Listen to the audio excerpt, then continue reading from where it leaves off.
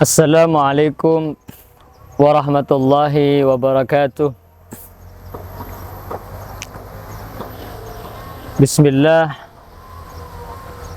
Alhamdulillah alladzi bi'izzatihi wa jalalihi tatimmus salihat. Ashhadu an la ilaha illallah wahdahu la syarika lah rabbul bariyat. Wa ashhadu anna Muhammadan abduhu wa rasuluh al-mu'ayyad bil mu'jizat.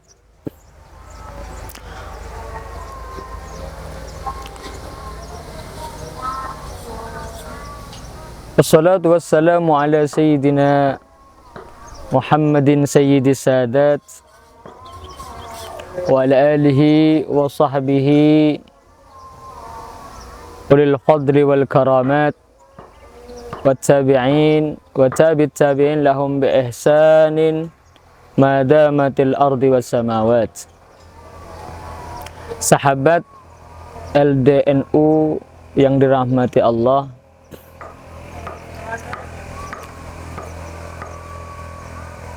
berangkat dari sebuah riwayat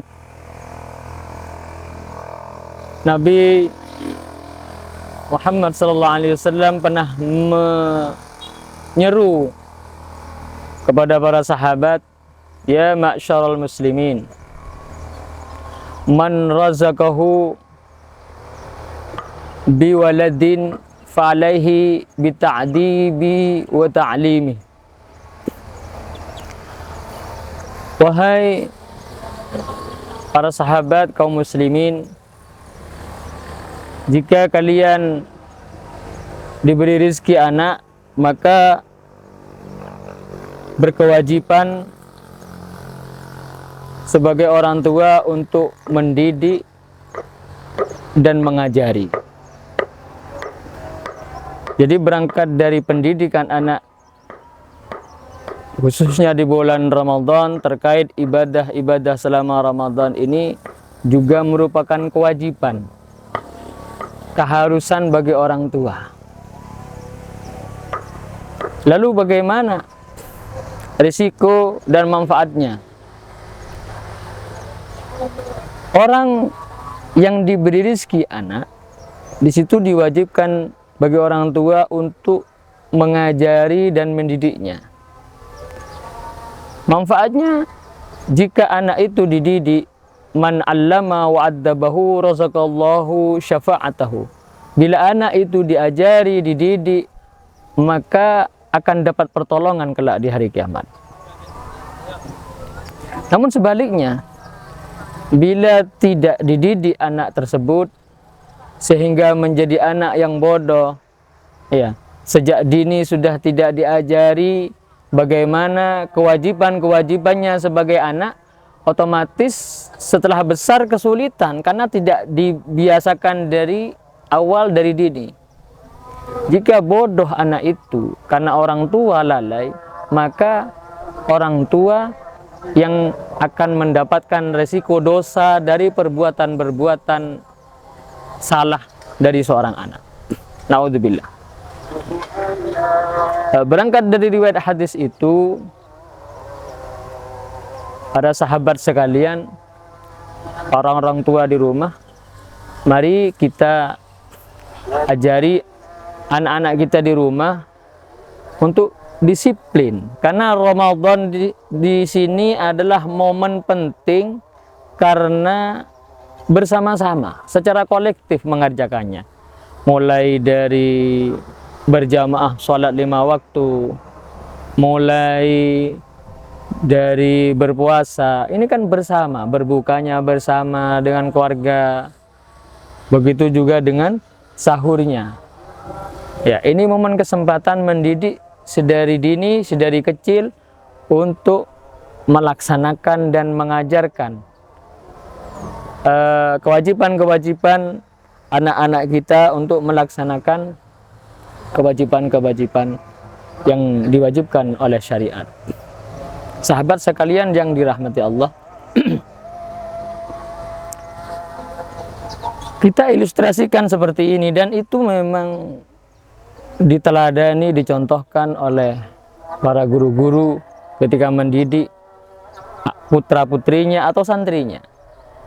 Ya, kalau sudah di pesantren mungkin jauh lebih mudah bagi orang tua, karena memang kegiatan kegiatan santri putra-putri yang mengikuti kegiatan di pesantren itu terkonsep, terprogram dengan baik. Mulai dari bangun sebelum subuh, melakukan kegiatan tahajud, diteruskan dengan kegiatan sahur bersama, terus ada kegiatan bimbingan. Cuman bagi di rumah, bagi anak-anak yang belum dididik di pesantren, maka caranya diantaranya ya diajak, dibanguni, ayo nak kita sahur bareng-bareng. Ya, tentunya tidak gampang. Ikut sahur bersama dengan kegiatan bersahur, mulai dari doa, mulai dari bacaan-bacaan yang harus dibaca ketika mau sahur, niatnya dan sebagainya. Dan sahur itu konsepnya sudah diajarkan oleh baginda Nabi, yaitu dianjurkan diakhirkan, sunnah diakhirkan. Jadi ketika mendidik anak, jangan terlalu awal makan sahur. Setidaknya sebelum imsak itu sudah diajak berbuka. Maksudnya diajak sahur. Setelah itu selesai, rileks, lalu diajak ke tempat sholat subuh. Kalau tidak seperti itu, tidak dijaga, tidak didampingi, otomatis anak itu akan tidur nanti. Seperti itu.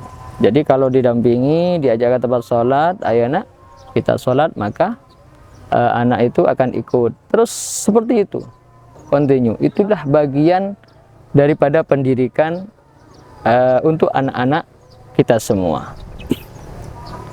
Seperti itu. Para sahabat Lembaga Dakwah Nahdlatul Ulama yang dirahmati Allah,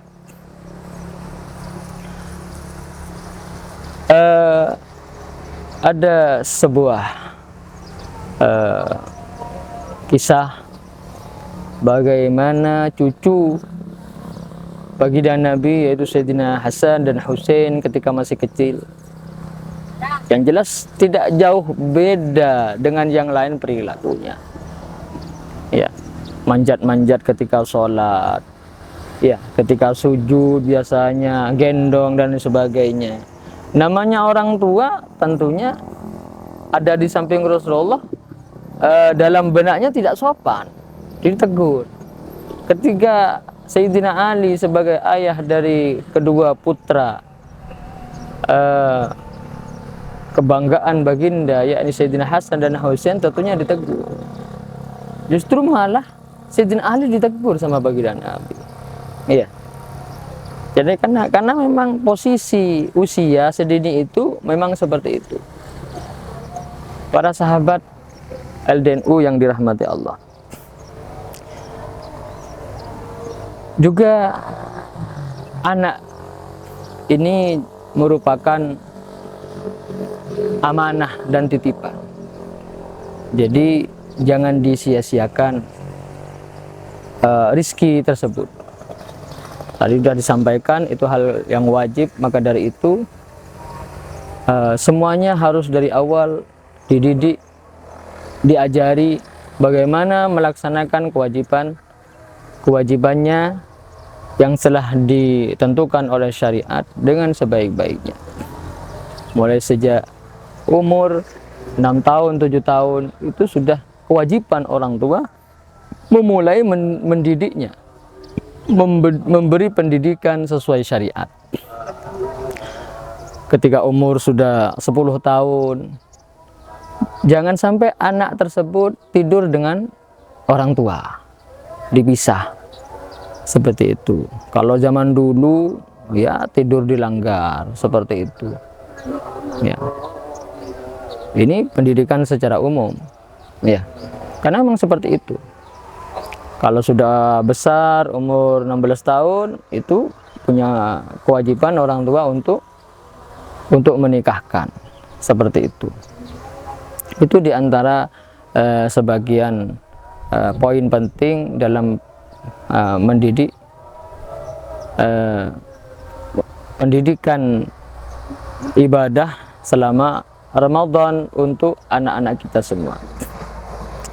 Para sahabat lembaga dakwah Nahdlatul Ulama yang dirahmati Allah,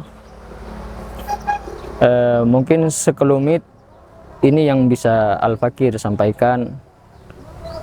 Apabila ada kekurangan, kami mohon maaf yang sebesar-besarnya, dengan harapan besar mudah-mudahan amal ibadah kita selama Ramadan, baik berupa ibadah yang kita perjuangkan sendiri maupun ibadah yang berupa pendidikan dan pengajaran kepada anak kita, diterima oleh Allah, dan mudah-mudahan menjadi kebanggaan dan Nabi senang dengan itu semua, karena ikut membantu memberi pendidikan kepada umat baginda Nabi Muhammad sallallahu alaihi wasallam.